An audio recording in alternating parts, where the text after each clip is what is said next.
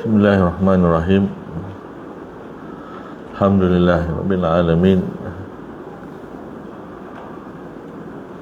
Wa afdhalus salati wa atamut taslim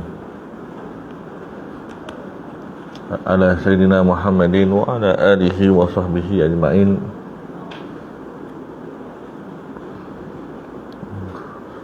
Subhanaka la ilma lana illa ma 'allamtana innaka antal alimul hakim.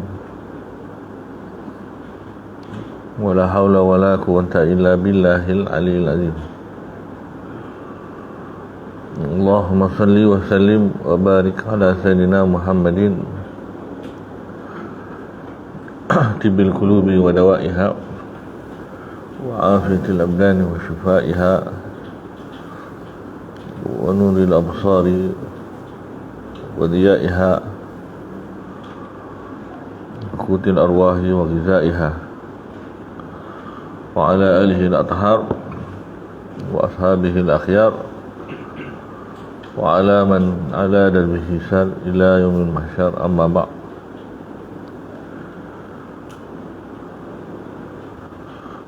Wahaikum bitadil Islam, assalamualaikum warahmatullahi wabarakatuh.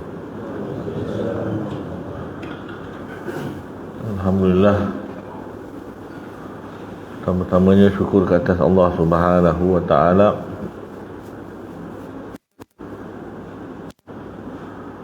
atas limpah kurnianya. Allah Subhanahu wa ta'ala izinkan kita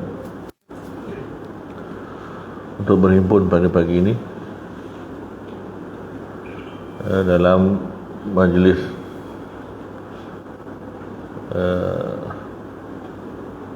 seminar ataupun daurah ataupun pemahaman ahli sunnah wal jamaah siri pertama, yang mana saya diamanahkan untuk menjelaskan beberapa poin-poin ataupun perbahasan-perbahasan berkenaan dengan ahli sunnah wal jamaah dan perbandingannya dengan fahaman-fahaman sesat yang lain. InsyaAllah, sebelum kita mulakan, mungkin ada beberapa pembahagian masa. Kalau saya dipahamkan, ada beberapa sesi. Berapa sesi? Tiga sesi. Sesi yang pertama ialah sesi yang pertama ialah sesi pengenalan terbitnya fahaman ahli sunnah wal jamaah. Terbitnya fahaman ahli sunnah wal jamaah. Kemudian landasan sesi kedua ialah landasan al-Asy'ariyah dan Maturidiyah. Dan sesi yang ketiga ialah penjelasan tentang fahaman-fahaman sesat dan ciri-cirinya. Jadi di tengah-tengah itu akan ada soal jawab. Maknanya boleh di setiap sesi itu kita letak ruang untuk soal jawab sebelum kita tutup. Kalau ikutkan sesi ni pukul 4 soal jawab, betulnya pukul 4 habis lah kot. Pukul 4 habis lah. Baik, sesi yang pertama ialah tentang terbitnya fahaman ahli sunnah wal jamaah. Jika kita lihat kembali kepada sejarah umat Islam, boleh kita lihat bermulanya kemunculan ahli sunnah wal jamaah dengan pengklaiman ataupun suatu pengakuan sebagai ahli sunnah wal jamaah itu setelah kemunculan madrasah al-Asy'ariyah dan Maturidiyah itu sendiri. Tetapi yang lebih perlu kita lihat ialah sejarah perpecahan yang berlaku dalam kalangan umat Islam melibatkan perkara akidah. Kalau kita melihat kepada sejarah khilaf ataupun perselisihan dalam perkara akidah ini sudah muncul pada zaman Nabi SAW lagi. Tetapi perpecahan itu sehingga membawa kepada kekufuran, terutamanya apabila kita mengambil kira kemunculan nabi-nabi palsu. Jadi bila munculnya nabi-nabi palsu ini, Musailamah al-Kazzab dan sebagainya, itu bermula dalam sejarah umat Islam adanya perpecahan dalam akidah.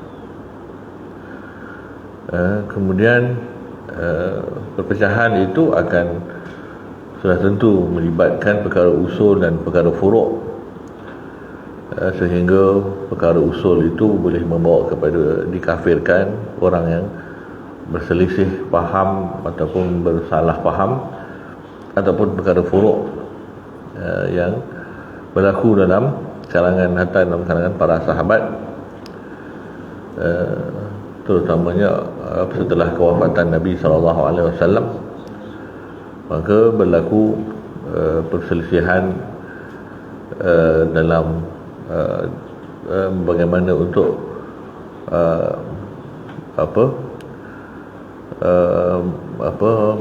memakamkan jasad Nabi SAW. Itu juga khilaf yang mula-mula berlaku di kalangan para sahabat, di mana ingin dimakamkan Nabi SAW, adakah di Mekah ataupun di Madinah sendiri.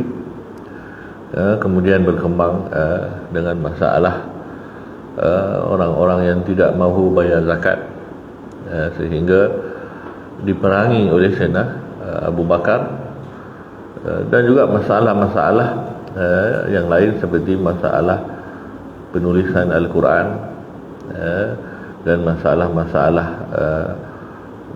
bagaimana untuk memposisikan ahli Badar sebagai yang terlibat dengan syura kepada Sayyidina Abu Bakar dan sebagainya. Tetapi semua ini, apa yang kita ingin bahaskan ini kembali kepada hadis yang masyhur daripada Nabi SAW tentang iftiraq al-ummah.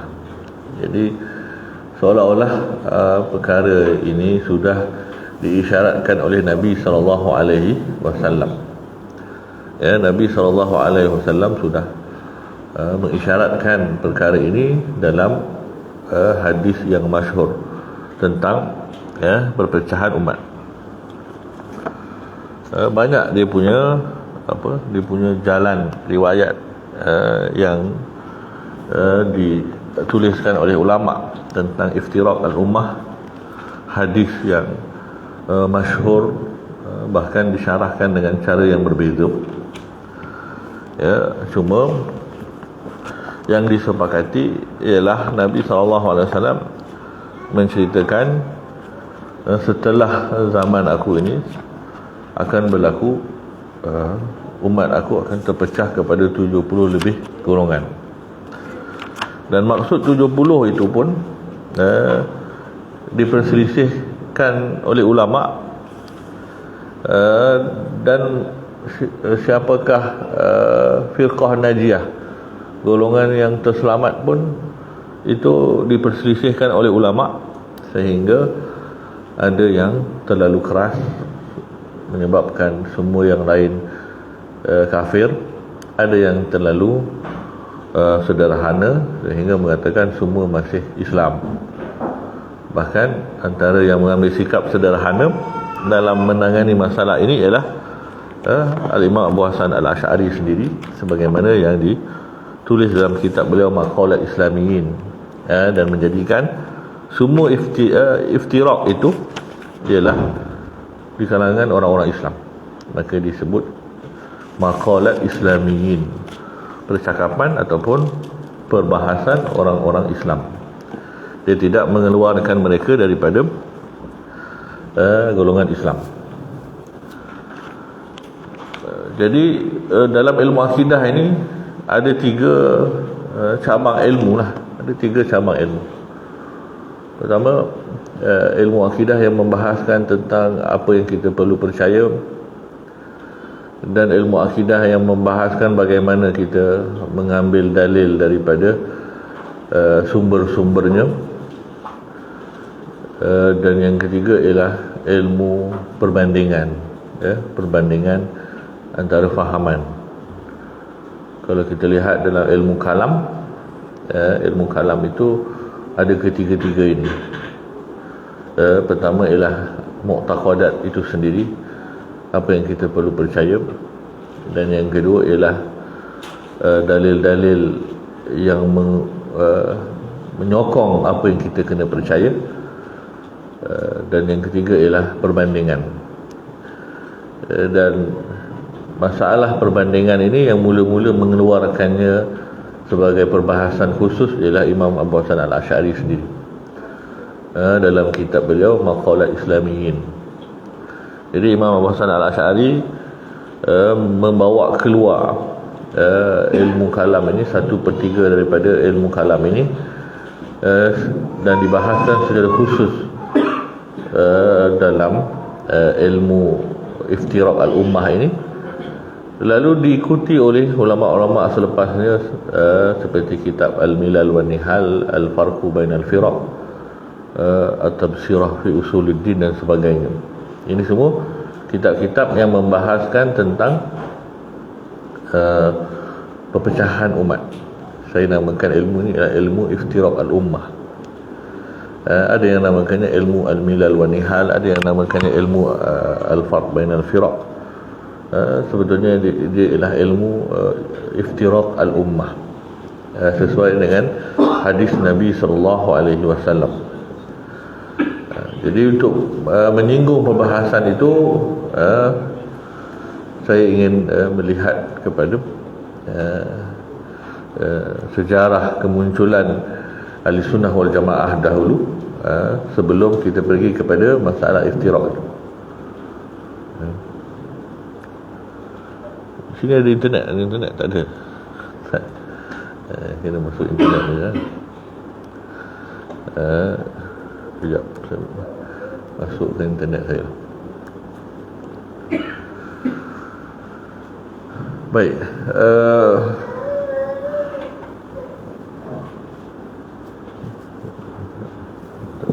tak ada internet kan.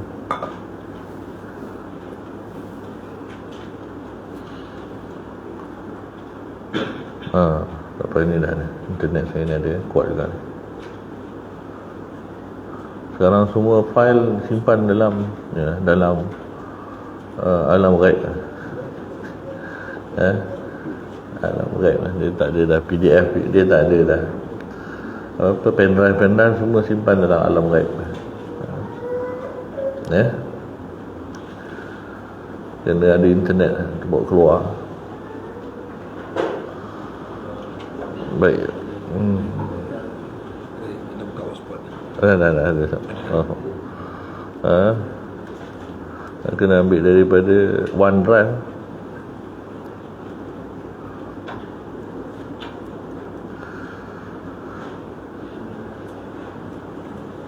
Mana?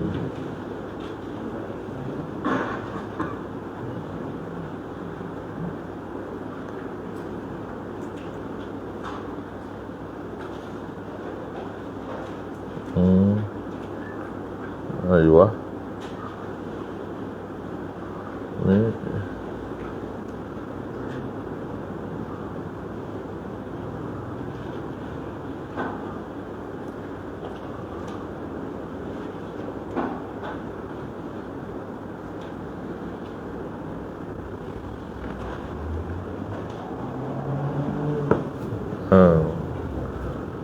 Maxis ni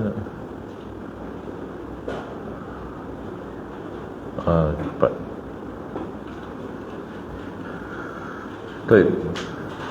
Baik.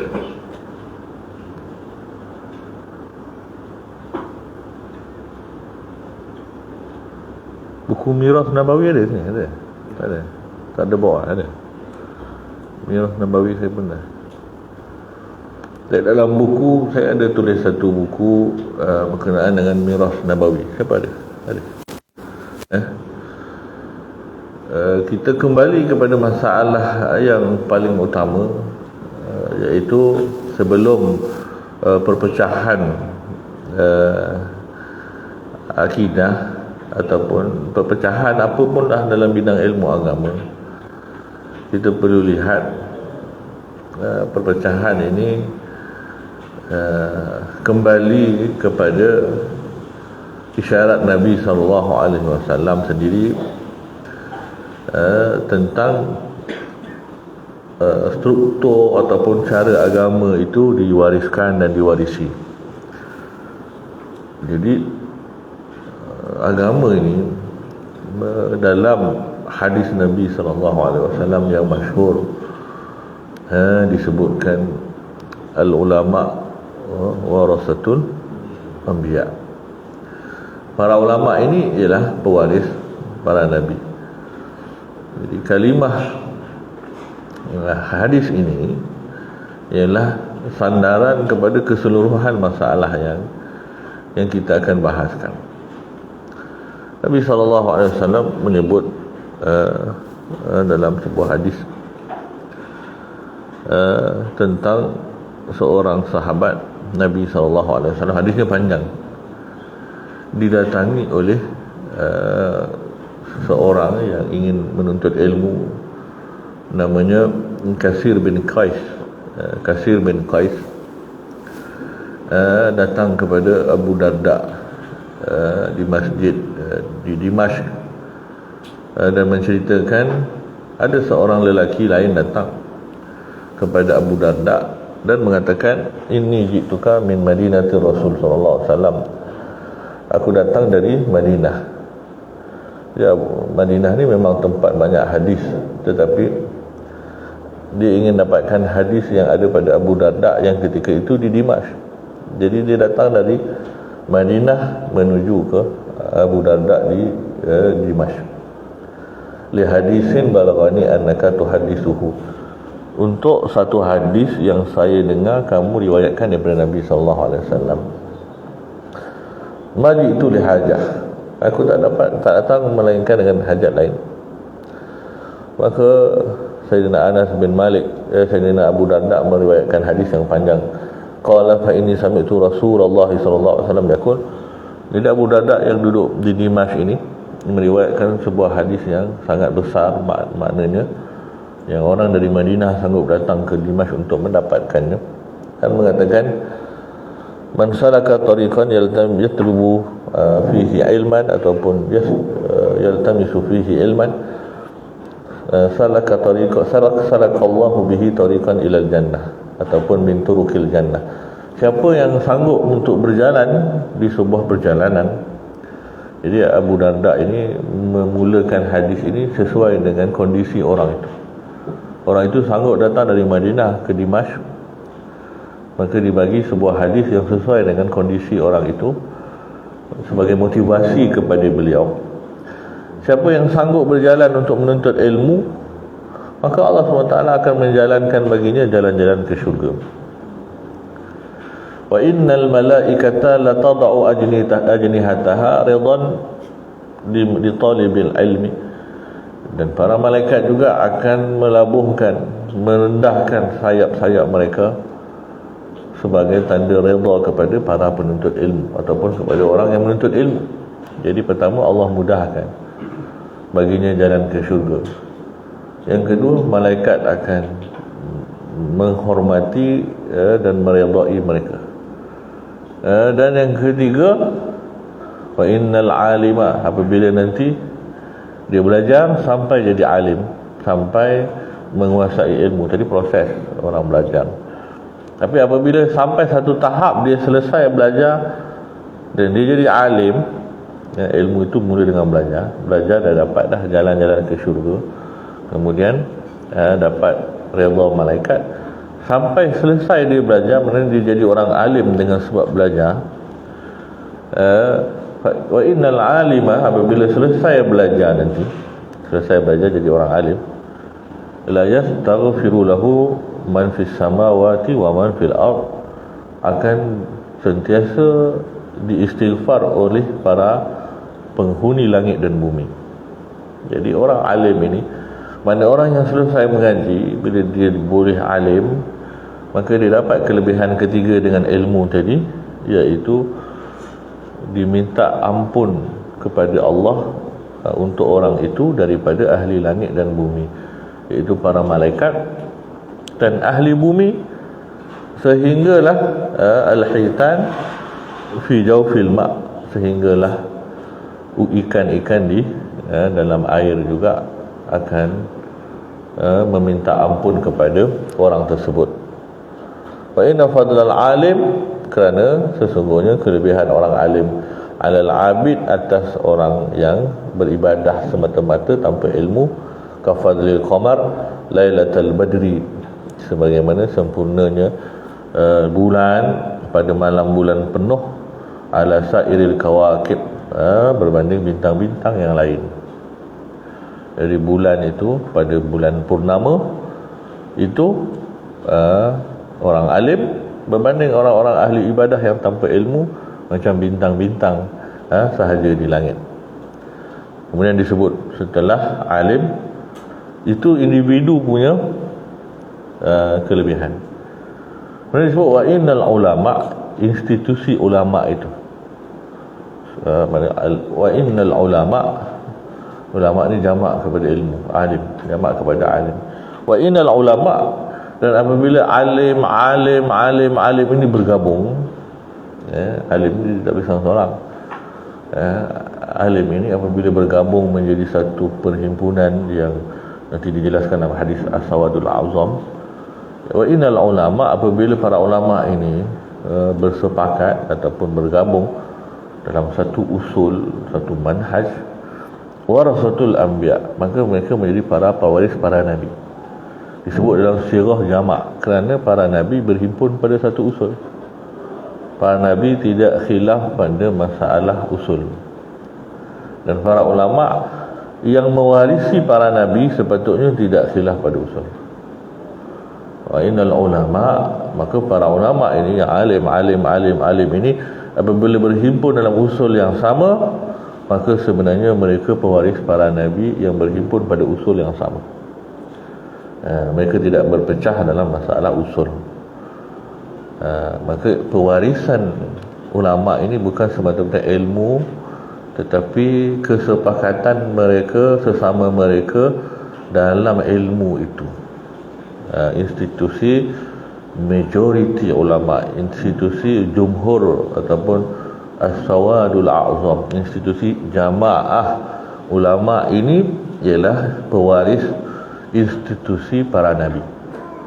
Yang para nabi tidak akan berselisih dalam masalah usul, dan mereka tidak akan bertembung sesama mereka dalam perkara usul. La'alla syariah, mungkin syariah yang furu' ataupun syariah-syariah yang tidak melibatkan akidah yang usul, tak ada masalah. Fiqah 4 mazhab tu khilaf lah, tapi usulnya apa? Selalunya masalah akidah. Para nabi tidak akan selisih pada usul agama mereka. Wa innal anbiya'a, sesungguhnya para nabi ini institusinya lam yuwarrisu dinaran wala dirhama. Mereka ni bukan ke arah pewarisan keduniaan. Warasu al-ilma, tetapi mereka ini mewariskan ilmu. Ilmu ini ialah termasuk kefahamannya yang sahih. Faman akhazahu, siapa yang mengambil ilmu itu, akhadha bihazin wafir, maka dia mengambil satu bahagian yang sangat beruntung, sangat menguntungkan. Jadi hadis ini menceritakan tentang karakteristik ilmu dan pewarisan. Maka syarat untuk pewaris diwarisi dan mewariskan ini, dia mesti ada waris mauruskan, dia mesti ada yang diwariskan, dan dia mesti ada silah, hubungan antara pewaris dan yang diwariskan kepadanya. Jadi silah ini disebut sebagai sanad ilmu. Maka tradisi pewarisan ilmu ini akan mengalir mengikut silsilah. Sebagaimana ayah itu mewariskan nasab, mewariskan dia punya waris kepada anaknya dengan hubungan darah, maka seorang ulama mewariskan kepada penuntut ilmu itu dengan hubungan ta'lim dan ta'allum tadi. Sebab itu institusi ahli sunnah wal jamaah yang kita akan lihat di mana-mana kitab-kitab sahabat dan kitab-kitab fihris dan kitab-kitab sanad, mereka ini mempunyai sanad yang macam pokok yang berkembang. Mereka mempunyai sanad ahli sunnah wal jamaah yang tidak ada pada madrasah-madrasah ataupun fahaman-fahaman yang lain. Selalu fahaman-fahaman lain ni sanad dia tak jelas, terputus-putus. Ya, selalunya mereka ni apabila buat fahaman, last sekali ialah pengasasnya yang terputus sanad daripada gurunya. Tak ada sanad mana-mana fahaman yang sesat bersambung kepada gurunya sampai kepada Rasulullah SAW. Tak ada. Baik Mu'tazilah yang Wasil bin Atta terputus sanadnya daripada Hasan al-Basri, baik golongan Syiah yang terputus sanadnya daripada Ahli Bait yang sebenar, hanya mengaku-ngaku sahaja sebagai pengikut Ahli Bait, padahal Ja'far As-Sadiq, Muhammad Al-Baqir dan sebagainya tidak pernah mengikut fahaman mereka. Ataupun fahaman-fahaman lain adalah Khawarij lagi lah, tak ada sanad langsung. Mereka merasa mereka lebih tahu daripada orang lain. Mujassimah juga begitu, sanad mereka terputus daripada sanad para salafus salih yang sebenar. Taimiyun juga, golongan Ibnu Taimiyah juga, sanad-sanad mereka terputus, melainkan sambung kepada Mujassimah di kalangan Hanabilah, dan terputus juga sehingga muncul Muhammad Abdul Wahab dan seterusnya. Jadi mereka tidak mampu masuk kepada pewarisan, mereka tidak mampu masuk ke dalam pewarisan ini. Tidak ada sanad hatta mereka, kalau mereka mempunyai sanad silsilah, kata saja silsilah Sahih Bukhari, Muslim dan sebagainya, pasti dalam sanad-sanad mereka ada ulama-ulama Asy'ariyah, Maturidiyah, Sufi yang mereka sesatkan. Tidak ada sanad yang murni. Mereka cuba cari, memang mereka tidak mampu jumpa satu sanad yang murni daripada Asy'ariyah, murni daripada Maturidiyah, murni daripada Sufi. Mereka tidak akan jumpa, dan mereka sedang usahakan. Kenapa? Kerana apabila mereka sesatkan Asy'ariyah dan Maturidiyah dan Sufi, maka mereka sudah memutuskan segala nasab ilmu. Apabila mereka sudah putuskan nasab ilmu, mereka sudah putuskan pewarisan. Bila mereka sedang putuskan pewarisan, tak mungkinlah mereka ini boleh melihat bahawa agama ini diwarisi oleh orang-orang sesat sampailah mereka muncul. Jadi sama ada turas ataupun sanad itu yang sesat, ataupun kamu yang terputus itu sesat. Dan tak mungkin sanad itu yang sesat.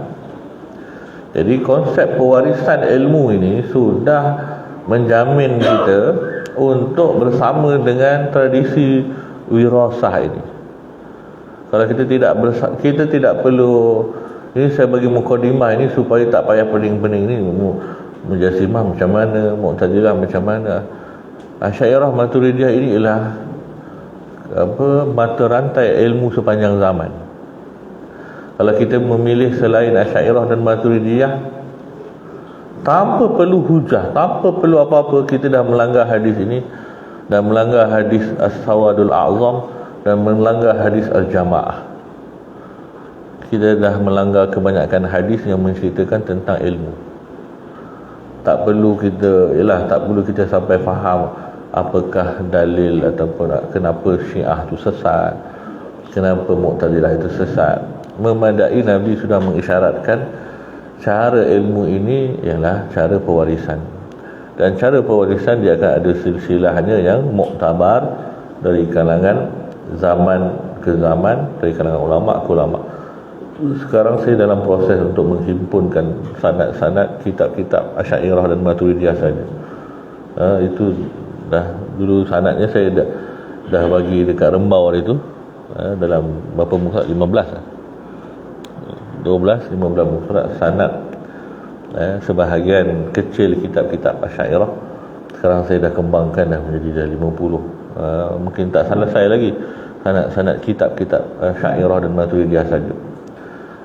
InsyaAllah mudah-mudahan selesai. Itu pun tak akan selesai, sebab istiqra' itu tidak akan sempurna pun. Kalau istiqra' yang sempurna mungkin mengambil masa yang sangat lama.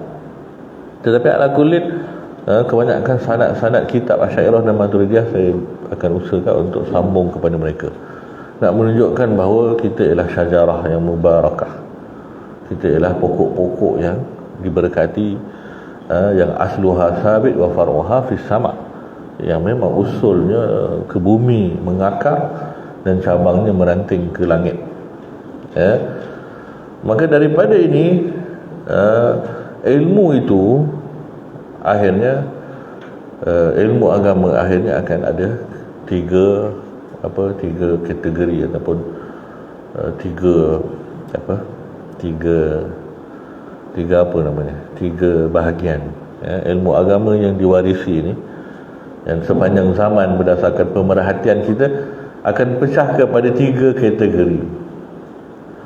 Pertama ialah kefahaman yang sahih terhadap agama, al-fahmu sahih lid-din, kefahaman yang sahih terhadap agama, kefahaman yang sahih terhadap agama.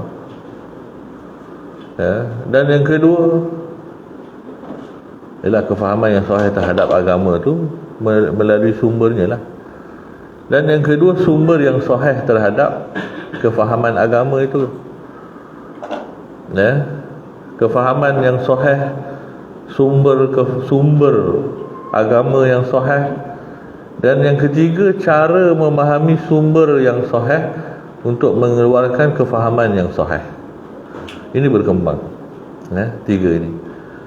Kalau kita susun, sebenarnya kita susun beginilah.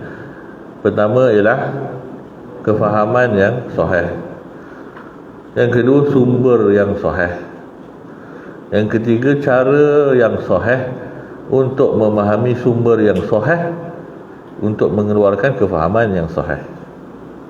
Boleh? Setiga ini berkembang dalam tradisi pewarisan ilmu. Pertama, kefahaman yang sahih.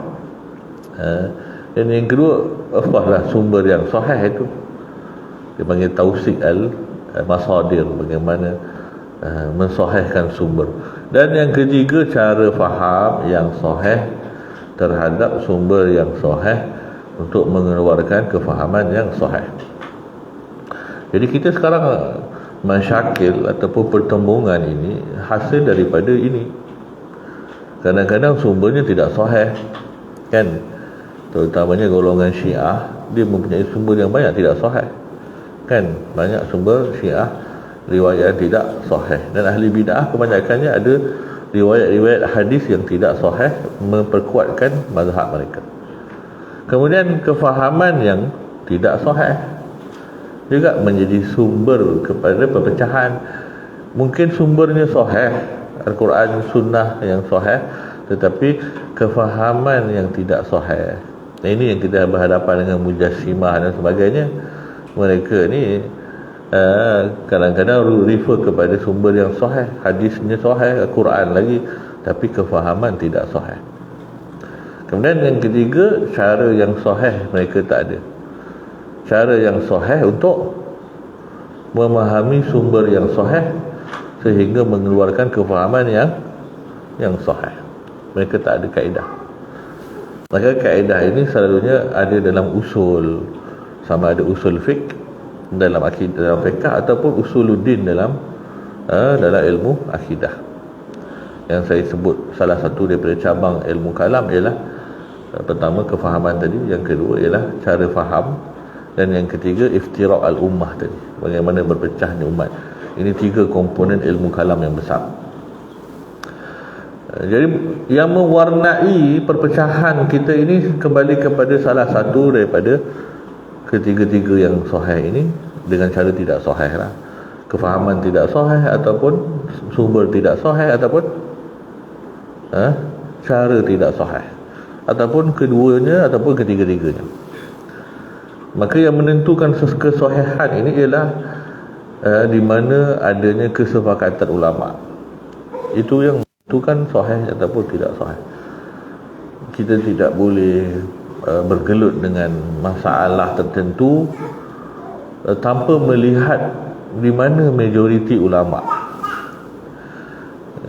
Kerana saya lihat di akhir zaman ni banyak orang berdebat dengan fahaman-fahaman yang tidak ikut ahli sunnah wal jamaah. Kalau kita berdebat dengan mereka, dengan berdebat dekat mana Allah, memang akhirnya ada je fahaman yang memahami ayat ini meletakkan Allah ada tempat. Memang akhirnya ada fahaman yang menafikan Allah bertempat. Tapi majoriti ulama faham macam mana? Kita tak payah pening-pening dengan dalil. Semua dalil ada. Tidak ada fahaman sesat melainkan ada dalil. Mereka tidak fikir aku nak buat fahaman sesat lah. Tak, mereka baca ayat Quran dan mereka salah faham. Mereka baca hadis dan mereka salah faham. Kalau nak cari sumber salah faham mereka ialah Al-Quran. Sumber salah faham mereka ialah Al-Quran, Sunnah. Memang akhirnya kita cakap sumber sahih satu perkara, cara faham yang sahih satu perkara, untuk menghasilkan kefahaman yang sahih. Bila orang mula membaca Al-Quran dan Sunnah, ada benda yang tidak disyarahkan oleh Nabi SAW. Itu permasalahan dia. Al-Quran ini berkembang kefahamannya. Kalau Al-Quran ini tidak berkembang, kita tidak lihat penafsiran Al-Quran setelah zaman Nabi SAW. Ya, sejak tafsir dibukukan secara 100%, 30 juzuk, yang kita paling jumpa paling awal sekali tafsir yang memang muktabar, yang bukan dihimpunkan oleh ulama. Tafsir yang muktabar ialah tafsir At-Tabari.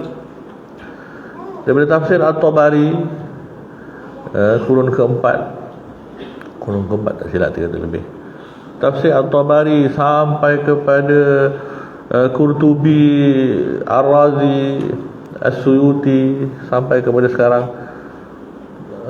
Tafsir apa yang mereka tulis kalau Al-Quran tidak berkembang? Kalau Al-Quran tidak berkembang, kenapa setiap kurun ada orang tulis tafsir Al-Quran? Ini menunjukkan bahawa kefahaman terhadap sumber agama memang berkembang. Tetapi yang menentukan kefahaman itu sahih ialah cara berinteraksi yang sahih.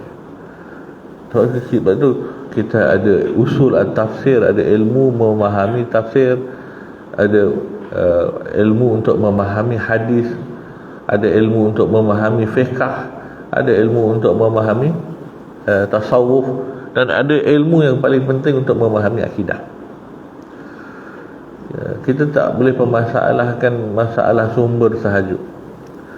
asal hadisnya sahih, ini hadis ainallah ni sahih, khalas sahih. Tetapi kefahaman kita terhadap hadis ainallah itu bagaimana? Majoriti ulama dia kata, adakah Rasulullah SAW memahami ainallah itu maknanya Tuhan atas langit? Zaman Nabi SAW itu area yang disenyapkan, maskut anhu. Ketika Nabi SAW bertanya ainallah, di mana Allah, di zaman itu tidak pernah mensyarahkan bahawa makna di mana Allah tu Tuhan di atas langit secara zatnya. Apabila berkembang orang faham Tuhan secara zatnya di atas langit dengan dalil-dalil begini, maka majoriti ulama menolak kefahaman ini. Dan zaman Nabi bagaimana difahami ainallah itu? Tidak ada sahabat yang merumuskan hadis ainallah bermaksud Tuhan itu di atas langit. Tak ada. Tak ada orang yang mensyarahkan Tuhan atas langit di zaman sahabat wala tabi'in, melainkan akhirnya mujassimah. Maka kita melihat majoriti ulama menolak Tuhan atas langit. Majoriti ulama menetapkan Tuhan tidak bertempat. Bagaimana salaf? Salaf tidak menetapkan apa-apa. Kita tidak boleh baca apa yang salaf faham, sedangkan dia tidak pernah syarah apa-apa yang dia faham terhadap hadis-hadis begitu, kan? Jadi bila kita terperangkap dengan dalil tapi tidak tahu bahawa secara faham yang sahih bagaimana, terutamanya area-area yang didiamkan oleh ulama salaf, bahkan ulama salaf memang berkeinginan untuk mendiamkannya, sebagaimana yang ditegaskan oleh Imam Malik yang mengatakan as-su'alu anhu bid'ah. As-su'alu anhu bid'ah. Kalau bertanya sahaja itu bid'ah, bagaimana menjawabnya? Bertanya tentang istiwa saja bid'ah. Kalau benda itu tak ada masalah, tanya pun tak ada masalah. Kerana memang ulama ingin mendiamkan perkara itu. Kerana akhirnya dia kekal kepada lafaz. Istiwa maklum ke? Istiwa maklum, istiwa yang maklum bukan bersemayam. Mana ada bersemayam? Tak ada salah pun kata Allah bersemayam. Ada? Salah hanya kata Allah istiwa, dan istiwa itu lafaz bahasa Arab. Kalau kita terjemah, itu bid'ah yang paling besar. Tidak ada salaf yang mengatakan Allah bersemayam, tidak ada salaf yang mengatakan Allah ada tangan. Kerana apabila kita tukar kepada bahasa lain, kita sudah tukar segala madlul yang ada dalam lafaz itu. Dalam bahasa dia adalah mantuk, dia ada mafhum, so dia ada malfuz dan dia ada madlul. Apa yang dilafazkan dan apa yang boleh difahami dengan lafaz. Apabila kita tukar lafaz daripada Arab kepada Melayu, maka kita dah pindahkan madlul-madlul kepada lafaz Melayu yang mungkin tidak masuk sebahagian madlul dalam lafaz Arab kepada lafaz Melayu. Fungsi terjemah, macam mana orang terjemah? Dia fahamkan lafaz dengan cara literal, kemudian dia terjemahkan. Jadi dia dah sempitkan makna yad kepada makna tangan. Menterjemahkan yad kepada tangan pun dah salah kalau kita nisbahkan kepada Allah. Kerana madlulnya yad, apa yang boleh difahami dengan kalimah yad, tidak sama dengan apa yang boleh difahami dengan kalimah tangan, kan? Kalau kita gabungkan yad, tangan dengan kaki dalam Melayu, kita menghasilkan satu kalimah yang boleh difahami. Kaki tangan, boleh faham tak? Adakah dia mewakili kaki dan tangan? Tak, dia tak ada langsung mewakili kaki dan tangan. Betul? Apabila kita terjemahkan dalam bahasa Arab dengan rijlun yadun, rijlu yad, boleh ke? Dapat tak madlul yang sama? Rijlun yad, orang Arab faham tak? Melainkan dua jarihah yang bercantum, dua anggota yang bercantum, kaki dan tangan. Tak. Dalam bahasa Melayu, apabila kaki dan tangan bergabung, dia tidak langsung merujuk makna kaki dan tangan. Wala rijlun wala yadun. Betul? Dia merujuk kepada muwazzaf. Dia merujuk kepada muwazzaf. Muwazzaf itu apa? Pekerja. Dia merujuk kepada pekerja. So kita tak boleh apabila kita tarkib dalam bahasa Arab, kemudian kita terjemahkan dan kita kata itu yang Allah maksudkan. Bila Imam Malik mengatakan as-su'alu anhu bid'ah sahaja, tidak boleh keluar langsung daripada istiwa itu dengan apa-apa penjelasan, apalagi penafsiran, apalagi terjemahan. Jadi sekarang ni bid'ah yang lebih dahsyat daripada menyerahkan makna kepada Allah, tafwid. Bid'ah dengan makna mentakwilkan. Bid'ah yang lebih dahsyat ialah menterjemahkan, sehingga sebenarnya sudah menukar lafaz yang Allah tidak pernah sebut. Allah tidak pernah sebut tangan Allah. Allah hanya sebut yadullah. Allah hanya sebut yadullah. Apabila ditarkibkan yad dengan Allah, tidak akan langsung bermakna tangan. Kerana tangan yang kita faham dengan makna anggota ini tidak mungkin dimaksudkan oleh Allah. Maka apa makna yadullah? Serah pada Allah, ataupun maknanya ialah kuasa Allah. Tak ada pilihan ketiga. Kita terjemah dengan literal, yad itu dengan makna tangan. Istawa dengan makna semayam. Tak boleh. Kerana tidak ada lafaz, ada madlul. Lafaz ada kefahaman. Kalau kita tukar kepada makna lafaz selain daripada bahasa Arab, maka kita dah bataskan madlulnya. Kita dah bataskan apa yang boleh difahami dengan lafaz. Jadi itu maksudnya sekarang bukan masalah sumber yang sahih saja. Sekarang pergi kepada masalah kefahaman yang sahih dan pergi kepada masalah cara faham yang sahih. Dan cara faham yang sahih ini mengikut al-ulama warasatul anbiya. Nabi SAW tidak ajar macam mana nak ukur kefahaman yang sahih dengan cara yang sahih. Nabi SAW, sebab ilmu ini dia ada dua. Ilmu ni dia ada dua. Pertama, ilmu secara malakah, kebolehan, dan ilmu secara latihan. Satu ketika dahulu ulama ada malakah ijtihad, dia panggil malakatul ijtihad. Ulama ini dia zaman salaf dulu, mujtahidun, mereka ini memang ada bakat berijtihad. Mereka ada bakat mengeluarkan dalil, mengeluarkan hukum daripada dalil, istinbat. Mereka ada bakat mengistinbatkan hukum daripada nusus. Mereka ada bakat. Sampai zaman Imam Syafi'i, Imam Syafi'i fikir bahawa mungkin satu masa nanti orang dah kehilangan bakat yang mereka ada. Maka dia mengarang kitab Ar-Risalah supaya membukukan bakat-bakat mereka dalam bentuk ilmu, supaya orang boleh mewarisi ilmu yang mereka ada secara bakat dalam bentuk latihan. Zaman Rasulullah SAW dan sebahagian para sahabat tidak pernah belajar ilmu fatwa. Ada Darul Ifta' apa tu? Tak ada. Kerana mereka ada bakat fatwa. Mereka ada bakat fatwa dalam diri mereka. Mereka ada kebolehan istinbat hukum daripada nas dengan malakah yang Allah bagi, cahaya hati dan apa sajalah instrumen-instrumen dalaman dalam diri mereka yang menyebabkan mereka boleh menggali hukum daripada sumber secara sahih. Dan cara yang sahih itu skill. Dia macam orang yang mahir bertukang buat kayu kan, dia ada skill. Dia tak tahu macam mana nak syarah skill dia. Sampai satu masa orang buat dah tak apa nak jadi dah. Akhirnya dia terpaksa keluarkan kaedah. Sebenarnya begini kan. Skillnya tu dikeluarkan dalam bentuk teori. Dan orang yang mewarisinya tidak mewarisi skill, tapi mewarisi teori. Tapi skill tu dah tak ada dah. Setiap ilmu begitu. Apa lagi dalam ilmu agama. Ilmu agama, skill untuk mengeluarkan kefahaman yang sahih daripada sumber yang sahih kadang-kadang makin mengurang.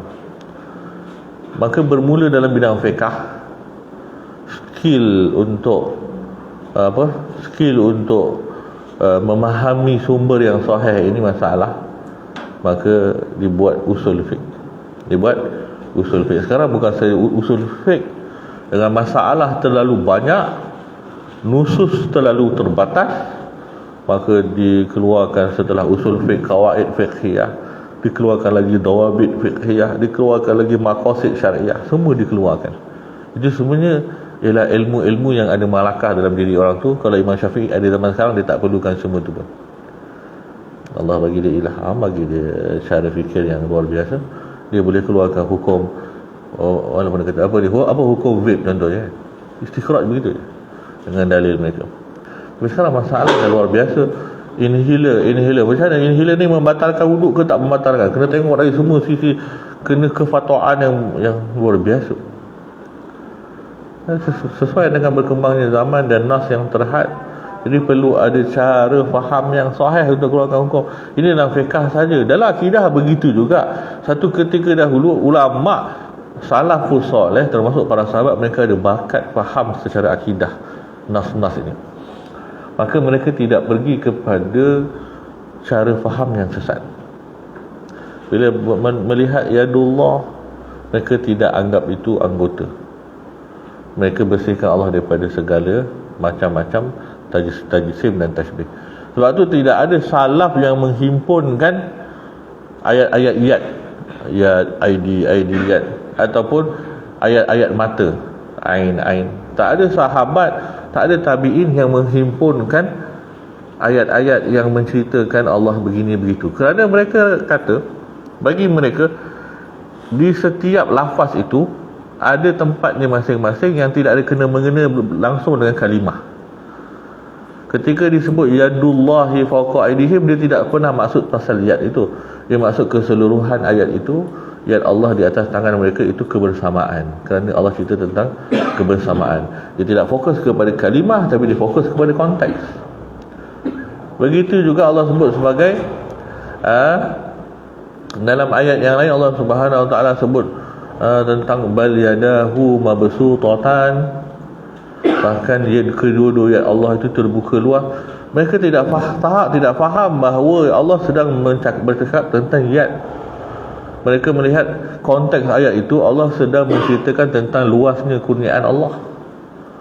Jadi mereka tidak hubungkan Allah ada yad, ada yadan, ada aidin, ayadi. Walaupun kalimah-kalimah ada di mana-mana, tetapi mereka tidak himpunkan menunjukkan Allah memang ada sifat namanya yad.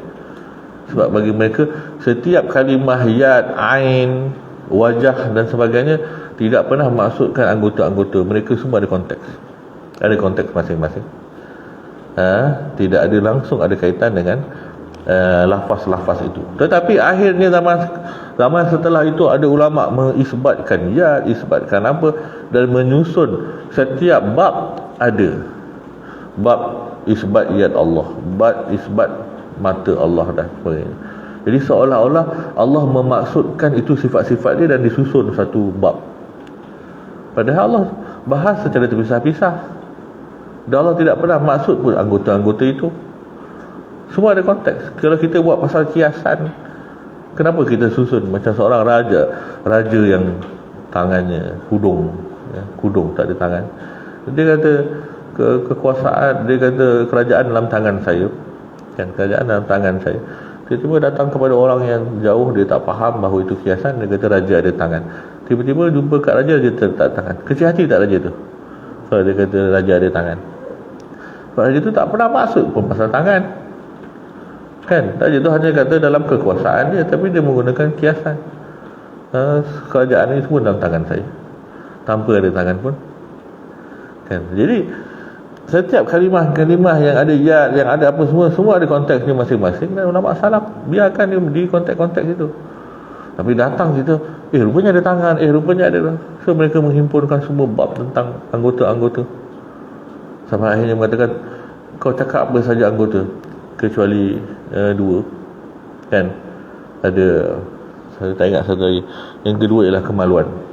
Dua tu yang tak ada, yang lain semua ada.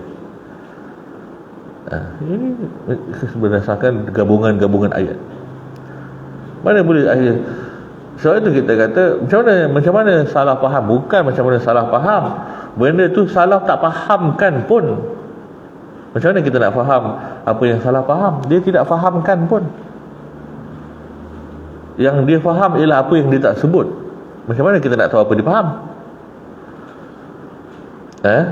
Salaf tidak fahamkan pun apa yang mereka faham. Salaf hanya faham dengan diam. Buktinya Imam Malik kata, kau tanya bid'ah, macam mana dia jawab? tanya saja bid'ah. Jadi ini salaf tanya saja bid'ah. Macam mana jadi boleh faham pula apa yang salah faham? Sebab ada orang zamannya nak faham apa yang salah faham, kena ditegur bahawa tanya saja bid'ah. Untuk memahami apa yang salah faham saja, bertanya wasu'alu anhu bid'ah. Salaf tidak pernah ingin memahamkan apa yang mereka faham. Pertama, kerana memang tak perlu memahamkan pun, biar ayat tu semua ada konteksnya. Apa masalah korang ni? Tetapi zaman kita sekarang, apabila ayat-ayat yang mutasyabihat ini jadi masalah, maka muncul ulama ahli sunnah wal jamaah mentakwilkan hampir kesemuanya, supaya benda yang patutnya kita diam pasal kita dah tanya, maka mereka jawab dengan jawapan yang lebih selamat. Kalau kita nak kata diam, maka orang tidak akan diam, orang akan terus bertanya. Jadi sekarang kita berhadapan dengan masalah cara faham yang sahih dan kefahaman yang sahih. Sumber yang sahih itu tak kita isukan dulu, ya, tak kita isukan. Walaupun akhirnya banyak isu pun akhirnya Mujassimah pakai dalil-dalil yang tidak sahih pun untuk bela fahaman mereka. Tetapi kita akan kembali kepada faham yang sahih, dan cara faham yang sahih ini ialah melalui majoriti ulama. As-sawadun azam. As-sawad, kita tak, macam mana wahai Rasulullah cara nak faham ayat sifat, ayat mutasyabihat? Nabi tak syarah. Maka ulama pergi kepada kaedah usul, pergi kaedah asas. Allah SWT sebut huwallazi anzala 'alaikal kitab minhu ayatun muhkamat hunna ummul kitab wa ukharu mutasyabihat. Jadi ada muhkamat dan mutasyabihat. Maka dari sini kita menguruskan yang muhkamat kita boleh faham, yang mutasyabihat kita tidak boleh faham dengan cara yang kita faham muhkamat. Muhkamat ni yang kita tahu tak ada masalah pun faham secara zahir. Yang mutasyabihat ni ada masalah kalau faham secara zahir. Tapi ulama sekarang yang sekarang ni, bila dia ada masalah literal nak faham, akhirnya ditetapkan semua dengan kefahaman literal, tetapi dia akan kembalikan dengan selayaknya bagi Allah. Itu masalah. Akhirnya Tuhan bosan, selayaknya bagi Allah. Kalau Allah kata Tuhan sakit, patutnya selayaknya bagi Allah. Memang ada Tuhan cakap Tuhan sakit kan, ada hadis riwayat Muslim. Tapi akhirnya hamba tu minta takwil, kau tak mungkin sakit. Tapi kalau hamba tu ialah orang Mujassimah, dia akan kata Tuhan sakit selayaknya bagi Allah. Dia kata aku lapar, kenapa kau tak bagi aku makan? Kalau hamba yang Allah tanya aku lapar tu ialah hamba Mujassimah, dia akan ingat Allah memang lapar selayaknya bagi Allah. Tak Asy'ariyah. Itu ialah Asy'ariyah lah tu, alhamdulillah lah tu Asy'ariyah. Yang Allah tanya dekat akhirat tu, abdi marid tu falam ta'ud ni, aku sakit, kau tak ziarah aku. Macam mana aku boleh ziarah engkau yang sakit? Kau Tuhan SWT, macam mana kau boleh sakit pun? Maknanya dia Asy'ariyah lah. Kalau dia Mujassimah, Tuhan sakit dengan selayaknya. Tak, akal kita Allah bagi bukan saja-saja, bukan kita nafi saja-saja. Jadi ukuran mudah ialah di mana ada majoriti, di situlah kefahaman yang sahih. Kefahaman yang sahih, nas yang sahih dan cara faham yang sahih. Hatta nas yang sahih pun mengikut cara majoriti. Nas yang sahih, yang menjadikan nas itu sahih ialah cara majoriti lah. Ilmu al-jarh wa ta'dil ini muncul dengan majoriti ulama'. Kalau kita tidak pakai kaedah majoriti ulama' dalam al-jarh wa ta'dil, macam mana kita nak sahihkan sebuah hadis? Hadis ahad selain daripada mutawatir ialah hadis ahad. Hadis ahad itu macam mana kita nak jarh dan ta'dilkan seseorang rawi? Kita akan tengok kepada majoriti yang bahas lah, kan? Kalau entah siapa-siapa saja orang kata orang ni dhaif, entah siapa-siapa saja orang ni kita tak kenal, akhirnya tidak ada orang kenal majhul, kan? Kalau dia ni meriwayatkan tafarrud saja, dia panggil nakirah, munkar. So kalimah-kalimah majoriti dan jumhur ini adalah kalimah yang ada nilai tambahannya dalam ilmu, baik dalam riwayat, baik dalam kefahaman, dan baik dalam memahami, cara memahami. Apabila berkembangnya usul fiqh, majoriti ulama ikut fiqh Syafi'i, Hanafi, Hambali dengan Maliki. Ada orang lain yang ada mazhab lain, silakan, tapi tidak ada orang yang menyanggahi empat ini. Tak ada orang menafikan majoriti. Dalam akidah begitu juga. Setelah berpecah, maka mulalah pembukuan cara faham yang sahih. Maka di situlah munculnya Asy'ariyah dan Maturidiyah. Asy'ariyah dan Maturidiyah muncul kerana menyelesaikan masalah cara faham agama. Cara faham agama maknanya cara faham akidah lah. Jadi Asy'ariyah muncul, Imam Abu Hasan Al-Asy'ari dan sebagainya akan melihat bahawa mereka tak faham nas secara sahih. Mereka faham nas dengan cara yang tidak pernah difahami oleh jumhur as-salaf as-salih. Cuma salaf tak nak bahas akidah. Salaf ni wara'. Bila salaf wara', jadi bila salaf wara', salaf ni dia hanya bantah aja. Ada Jahmiyah bantah Ar-Rad al-Jahmiyah, ada Mu'tazilah Ar-Rad al-Mu'tazilah. Zaman dulu akidah hanya bantah, tapi tidak syarah cara faham yang sahih. Jadi ulama salaf dulu hanya banyak kitab ar-rudud, Ar-Rad al-Jahmiyah, Ar-Rad al-Mu'tazilah, Ar-Rad, semua rad. Datang Imam Abu Hasan Al-Asy'ari, bagi beliau ini bukan masa nak rad saja.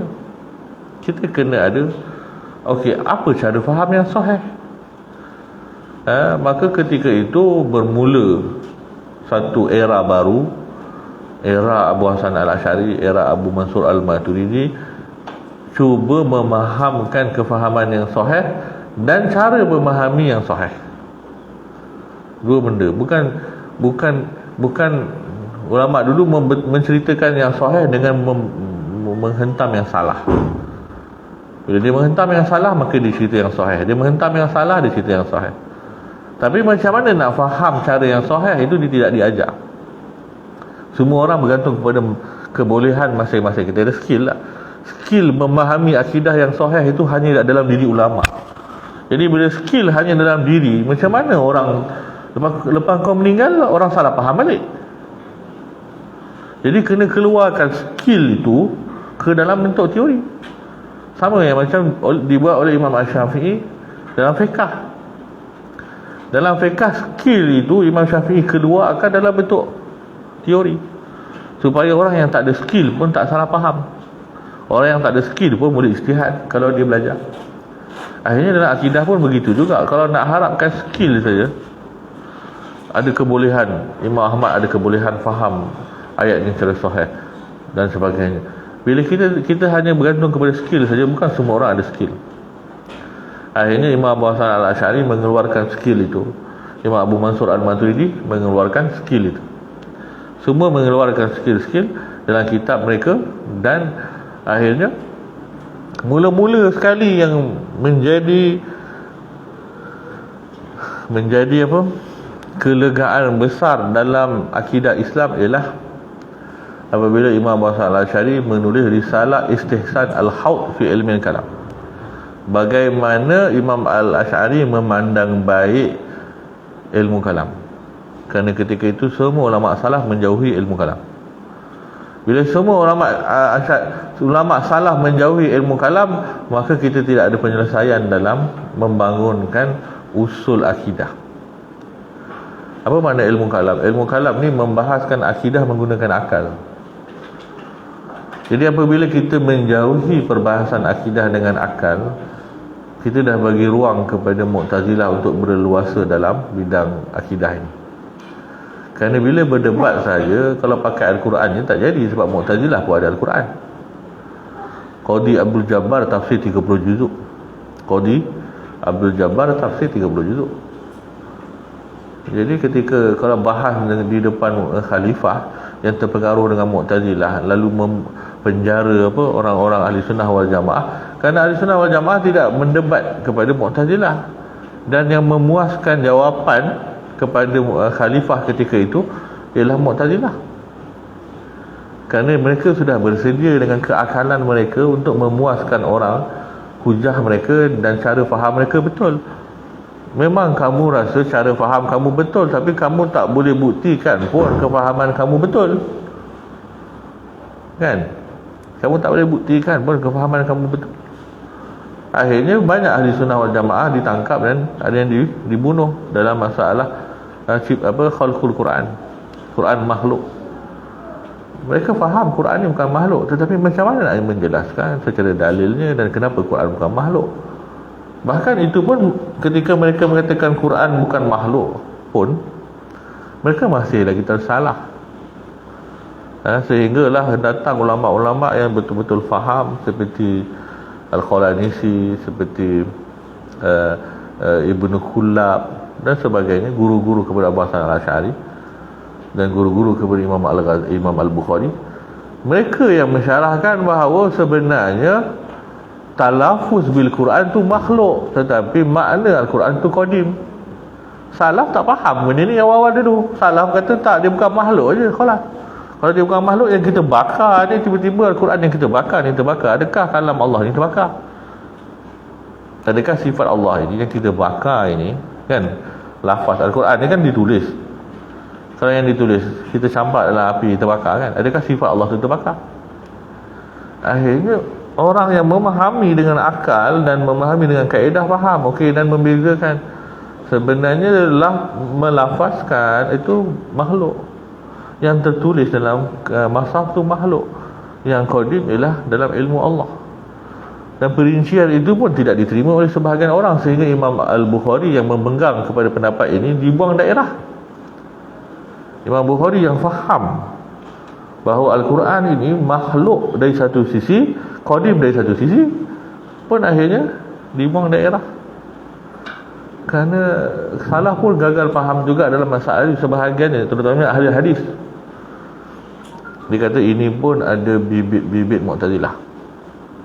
Lalu ni disuruh oleh dipujuk untuk khalifah buang Imam Bukhari, dan Imam Bukhari mati, meninggal dalam buangan kerana faham dengan cara ahli kalam. Dan Imam Bukhari memang faham cara ahli kalam, sebab itu dalam hadis Aina Allah dia tidak riwayatkan. Hadis Aina Allah, Imam Bukhari hanya meriwayatkan bahagian haram bercakap dalam solat, tahrim al-kalam fi solat, kan? Hadis Muawiyah bin Hakam yang cakap dalam solat tu, itu ada, tetapi hadis jariah tu tak ada. Imam Muslim masukkan hadis jariah tu sampai habis dah, kan? Bila dia bersin semua, kan, dia kata Muawiyah bin Hakam bila bersin, ada sahabat bila bersin, Muawiyah kata yarhamkallah, kan? Jadi orang tu diam lah, mana boleh kau boleh doa pula dalam sembahyang. Maka dia kata, apa kau tengok aku? Dalam sembahyang cakap, apa pasal kau tengok aku? Jadi hadis itu sampai situ saja. Imam Bukhari cerita pasal Nabi kata dalam solat ni tak boleh melainkan baca Quran dan zikir. Itu saja. Lepas tu Muawiyah bin Hakam fikir, oh aku ada seorang jariah, aku dah lempang pagi tadi, kan? Macam mana nak buat? Nabi kata kalau di Islam kau merdekakanlah. Macam mana nak tahu di Islam? Itu yang jadi Nabi pergi jumpa. Tapi kisah itu tidak dimasukkan oleh Imam Bukhari yang bawah tu, sebab Imam Bukhari tahu tu mesti ada muskilah. Apabila kata Aina Allah ni memang muskilah. Dan Imam Muslim pun tidak masuk dalam bab akidah. Dia menunjukkan memang akhirnya ada di zaman salaf memang ada benda yang ulama diam, dia tak bahas pun. Tapi dalil-dalil itu tidak merujuk kepada akidah. Maka yang menerangkan akidah salaf ialah Asy'ariyah dan Maturidiyah. Jadi bila kita terperangkap dengan dakwaan khalaf lain, salaf lain, ini jadi masalah. Tak ada pun, mana ada salaf lain, khalaf lain. Asy'ariyah itulah salaf yang sebenar. Asy'ariyah itu ialah salafi yang sebenar. Kita punya imam ialah Abu Hasan Al-Asy'ari yang hidup pada kurun ke akhir 3 awal 4 Hijrah. Salaf lah. Mereka Ibn Taymiyah lah kurun ke-8. Jadi kita, kalau kita terperangkap dengan khalaf dan salaf, kita menafikan bahawa kita lah penerus salaf. Salah banyak diam saja, masalah itu kita yang syarahkan apa yang mereka faham. Jangan bagi pengaku salafi yang syarahkan apa yang salah faham. Mereka tak faham pun. Mereka yang mengaku salafi ini mensyarahkan salaf dengan cara Ibn Taymiyah. Mereka ialah Taymiyun. Mereka bukan salaf. Kerana semua yang salaf faham berdasarkan Ibn Taymiyah faham, itulah mereka kata salaf. Sebenarnya kalau kita pergi salaf yang lebih atas, hatta Ibn Taymiyah pun menyalahi banyak benda. Kalau kita buka akidah Tahawiyah, banyak kitab dalam lafaz akidah Tahawiyah mereka terpaksa rod. Akidah Tahawiyah itu Imam Abu Ja'far At-Tahawi itu satu zaman dengan Mansur Maturidi dan Abu Hasan Al-Asy'ari, kurun keempat akhir kurun ketiga. Akhirnya golongan Taimiyun banyak kritik matan itu. Seperti Allah itu tidak ada dalam jihad yang 6 kan, mereka kritik. Dia kata Tahawi ni kurang tepat. Tahawi pun kurang tepat, salah dah. Dia kata sebenarnya Allah tu tidak ada di mana-mana posisi kecuali posisi atas. Itu sabit. Seolah-olah Imam At-Tahawi tak faham salah lebih daripada mereka. Ini luar biasa. Sebab tu punca masalah sebenar ketika sebelum kemunculan Ahlussunnah wal Jamaah ialah salah faham kamu, apa faham yang salah terhadap nas yang sahih. Nas sahih satu benda, kefahaman sahih satu benda, lagi satu apa? Cara faham sahih terhadap nas sahih untuk menghasilkan kefahaman yang sahih. Kalau kita tanya mana sahabat yang cakap Tuhan tak bertempat, mana sahabat yang cakap Tuhan bertempat?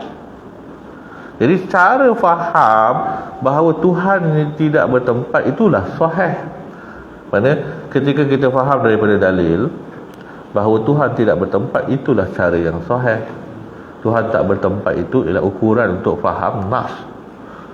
Ukuran kita ialah Tuhan tak bertempat, maka memahami semua nas dengan cara ini, dengan cara Tuhan tak bertempat. Mereka kata semua nas ini menunjukkan Tuhan bertempat. Kita kata daripada mana cara faham Tuhan bertempat ini? Salah pun tak cakap.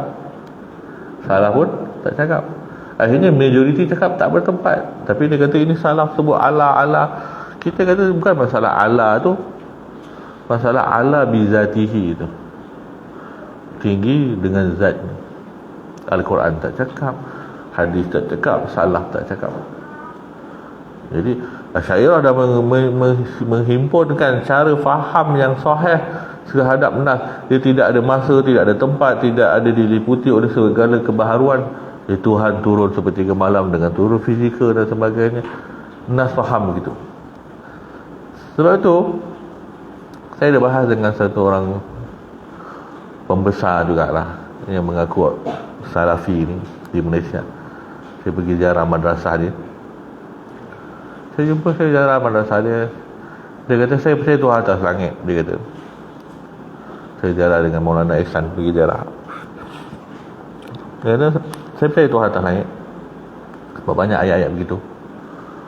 Dan dia kata dan Asy'ariyah punya hujah Tuhan bukan atas langit, ialah Tuhan bukan atas langit kerana dia anggap bahawa bila atas langit maknanya Tuhan berhajat atas langit. Tuhan berhajat pada langit ataupun berhajat pada arasy. Dia kata boleh sahaja Tuhan bertempat atas arasy tanpa berhajat kepada dia. Saya kata sebenarnya salah faham dekat situ. Saya Asy'ariyah menafikan Tuhan atas langit bukan semata-mata kerana Tuhan berhajat atas langit, berhajat kepada langit saja. Kita nafikan Tuhan atas langit ataupun atas arasy secara zatnya, dengan lafaz Tuhan itu zatnya berada di atas langit. Kita nafikan kerana asasnya salah, kerana Tuhan itu jadi berbatas, mahdud, ada terbatas. Jadi hudud tidak layak bagi Allah, batas tidak layak bagi Allah. Itu saja, itu pergi situ dulu. Had dan taghayyur, perubahan, ini dua sifat. Saya kata baharu ni dua, mujibatil hudus ni dua. Perkara yang menyebabkan sesuatu itu baharu dua. Pertama mahdud, yang kedua taghayyur, berubah. Jadi Allah tidak baharu, maka dia tidak terbatas dan dia tidak berubah-ubah. Jadi dia kata, tapi semua ayat menunjukkan kepada atas. Saya kata itu cara faham kita, dengan stigma, dengan penetapan dah dia memang secara zat atas langit. Macam mana kita nak salahkan orang-orang batiniah yang mengatakan Tuhan itu dalam diri kita dengan ayat wa huwa ma'akum aina ma kuntum? Dekat mana? Kalau Tuhan boleh terbatas di atas aras, kenapa Tuhan tak boleh terbatas dalam diri? Dan orang-orang ini pun yang mengatakan Tuhan ada di dalam diri dia pun menggunakan ayat wa huwa ma'akum aina ma kuntum. Dia kata tak ada salaf yang faham macam tu. Saya kata hatta kalau ada salaf yang faham macam tu pun salah. Kan? Sebab salaf tidak, sejak zaman salaf lagi dah ada golongan fahaman sesat. Dia bukan sebab salah faham tak faham, sebab asalnya memang mustahil bagi Allah, itu saja. Salah, kalau salah pun salah juga, mustahil. Kan? Asasnya ialah terbatas, tidak layak bagi Allah. Terbatas dalam diri kita ke, terbatas dekat atas langit ke. Jadi asas kita pada menolak orang-orang yang mengatakan Tuhan dalam dirinya sama macam asas menolak Tuhan atas langit. Dua-duanya ada ayat. Kenapa kamu tarjih yang atas tak tarjih dalam diri? Orang menjasi orang yang batiniah dan sebagainya yang mengatakan Tuhan dalam dirinya pun kata aku nak tarjihkan ayat ini dalam diri. Apa masalah kau? Seseorang memegang Tuhan atas langit dengan ayat, seorang memegang Tuhan dalam dirinya dengan ayat. Sama saja. Akhirnya cara kefahaman yang sahih dalam ulama majoriti ialah dia tidak bertempat dan tidak berbatas. Atas pun tidak, dalam diri pun tidak. Habis. Kalau kita pergi kepada dalil, semua orang ada dalil. Semua orang ada dalil. Jadi majoriti ahli sunnah wal jamaah, dia kata salaf tak pasal. Kita ahli sunnah ni bukan salaf. Ahli sunnah ni salaf dan khalaf. Majoriti ahli sunnah ialah salafan wa khalafan. Salaf ni banyak benda dia tak bahas. Kita tak boleh menunggang benda yang salaf tak cakap. Dia tak disebut pun Allah itu di atas langit dengan zatnya. Jadi apabila berpecahnya kefahaman kepada banyak masalah akidah, ahli sunnah wal jamaah muncul dengan tiga perkara ini. Pertama, cara faham. Pertama, menetapkan nas yang sahih. Maka muncul ilmu rijal.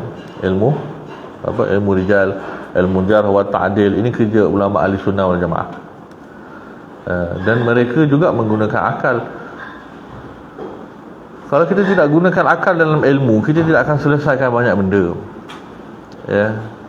Sebab tu yang menggunakan akal dalam periwayatan ialah Asy'ariyah lah. Sebab tu kita yang meriwayatkan, okey, orang ni ada kemungkinan dusta, orang ni jarh, orang ni ta'dil. Itu semua pemikiran. Tak ada Nabi suruh fikir pun. Nabi tak ada cakap orang ni jarah, orang ni kena jarah, orang ni ta'dil. Nabi pun tak kategorikan dhaif, hasan, tak. Ulama pakai akal. Ulama yang pakai akal itulah pakai akal dalam fiqh. Ulama yang pakai akal itulah pakai akal dalam akidah. Sebab hanya di bidang akidah dia tak boleh pakai akal, maknanya engkau yang tak pandai pakai akal.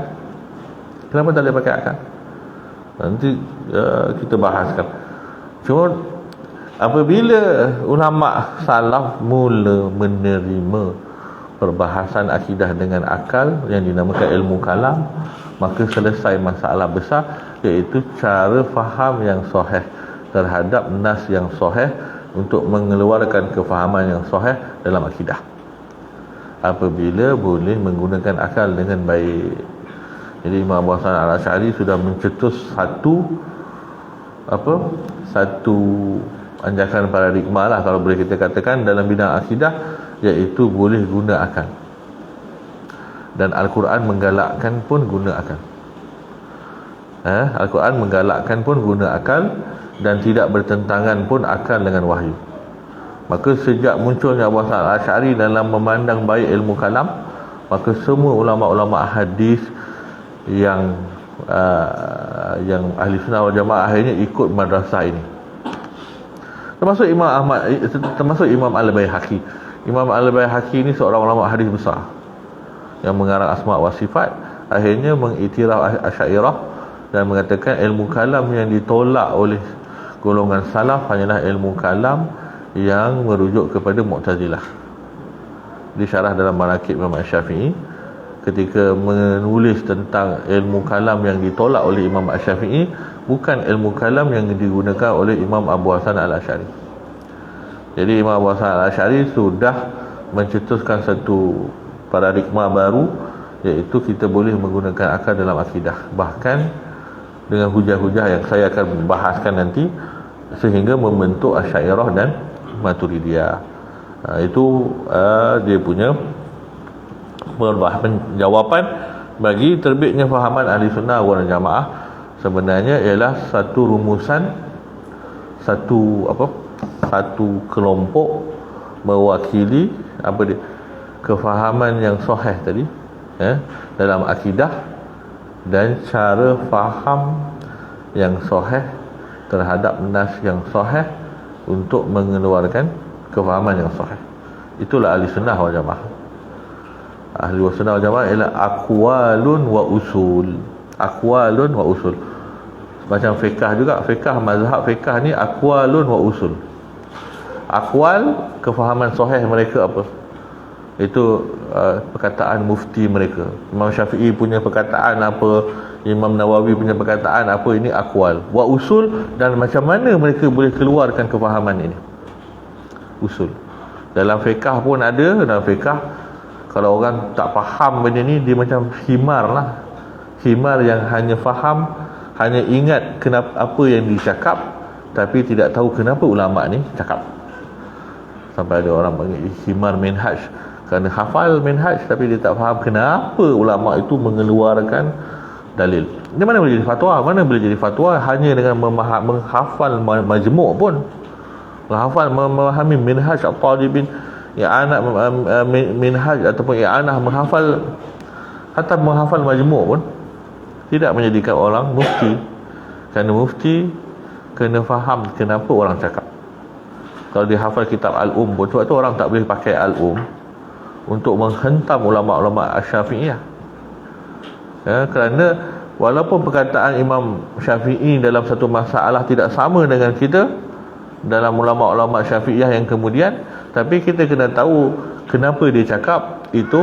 Itulah yang cuba dilakukan oleh ulama Syafi'iyah dengan mengeluarkan hukum, tetapi hukum yang berbeza. Asy'ariyah begitu juga. Tak ada siapa yang boleh ambil kitab Imam Abu Hasan Al-Asy'ari dan mengatakan Asy'ariyah menyalahi Asy'ari. Tak ada. Kerana akwal itu ditimbang dengan usulnya. Maksudnya, kalau dalam Syafi'i, dalam mazhab Syafi'i, kalau Imam Syafi'i hidup zaman sekarang dengan segala wasail ada dan dengan segala ilmu-ilmu yang berkembang, fatwanya mungkin berubah dan ikut fatwa kita. Sebab dia pun, zaman dia pun ada jadid dan qadim.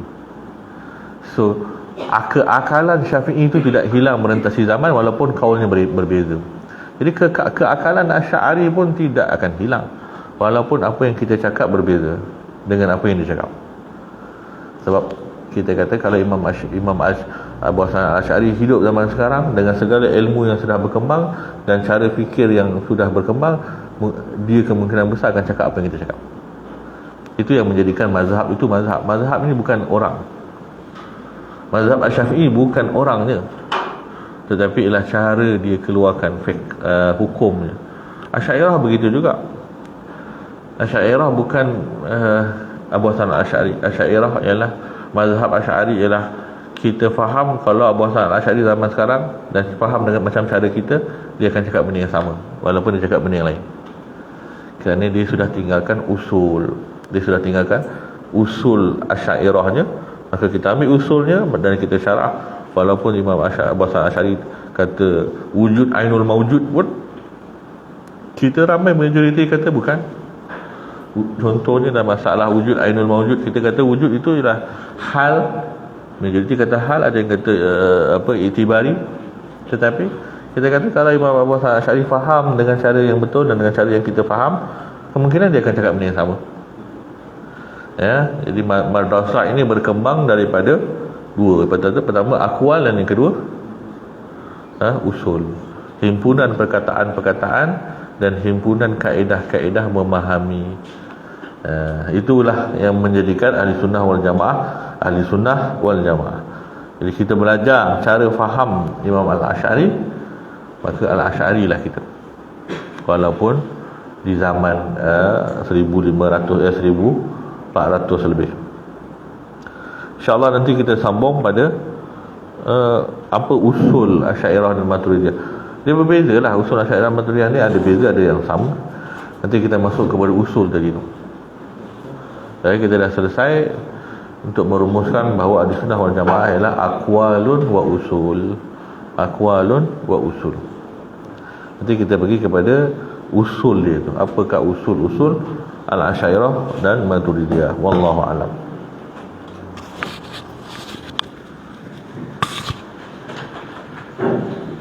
Terima kasih. Doa untuk orang yang bisa membeli orang saya